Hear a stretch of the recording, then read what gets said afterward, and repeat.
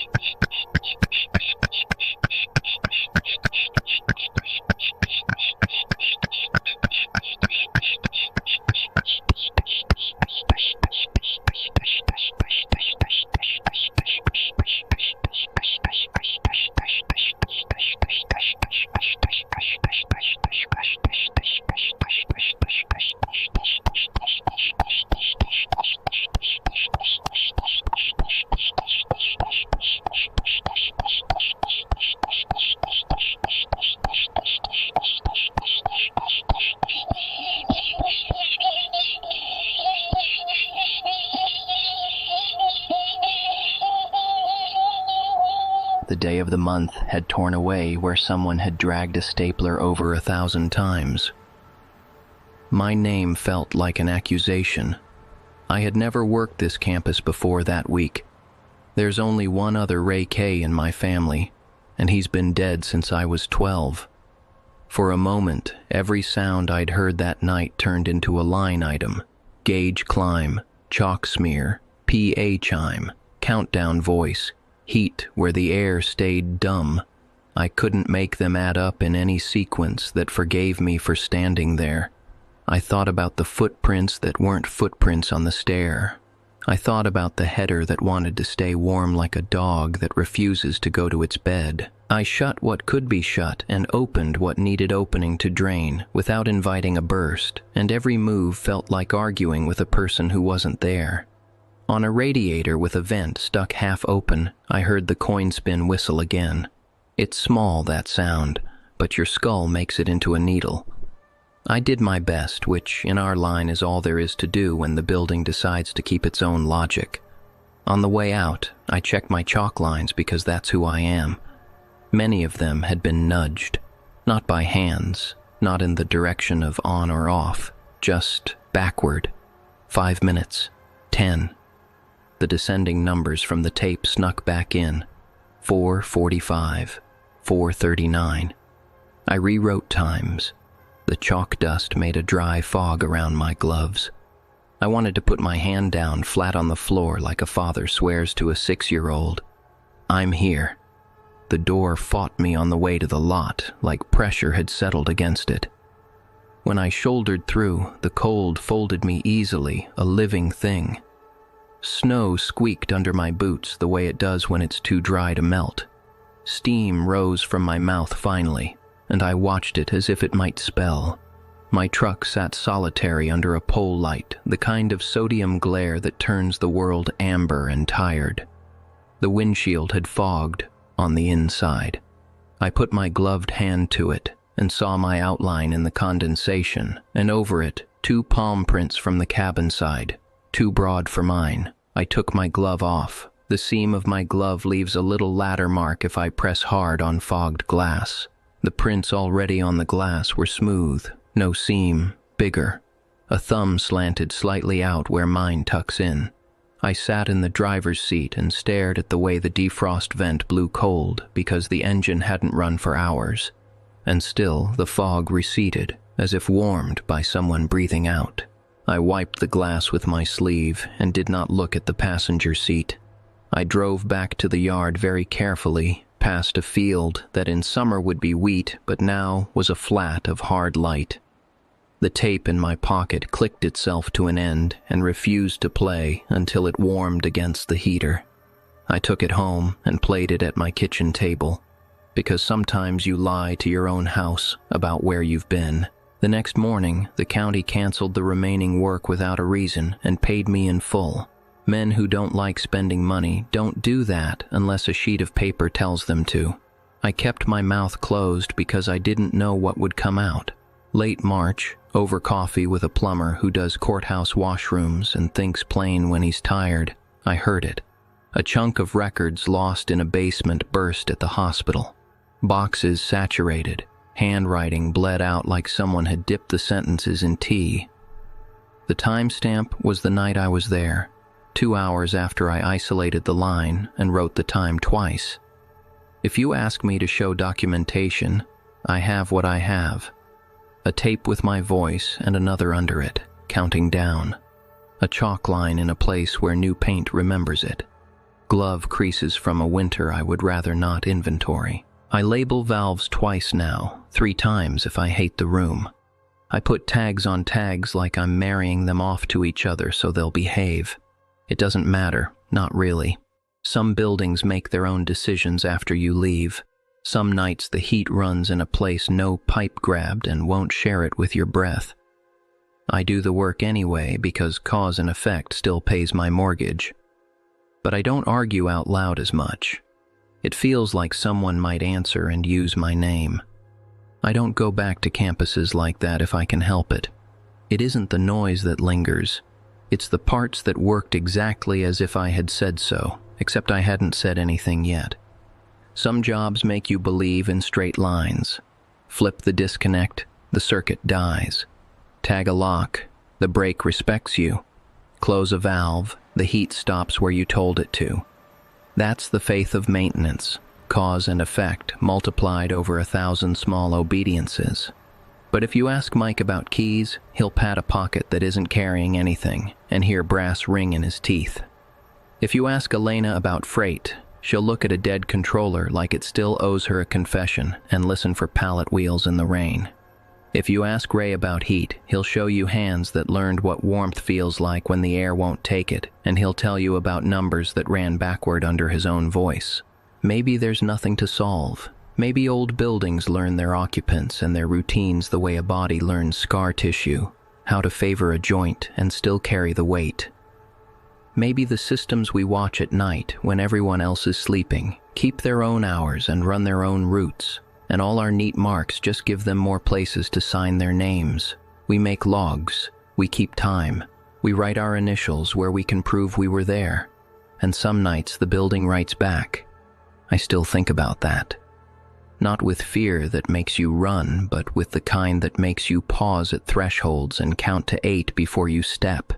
It isn't the big crash or the scream behind a door that bothers me now. It's the quiet that leans forward like it has a question.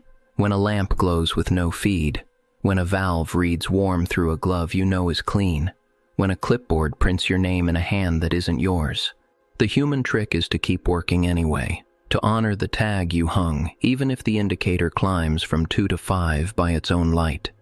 To set the key on its hook, knowing you might hear it ring a clean, bright note after you've already walked away. To accept, for the span of a night, that not all the loops are closed by you. If there are systems that run themselves, they aren't running for us. And since I learned that, the silence I hear in empty rooms feels more pressurized than any shout.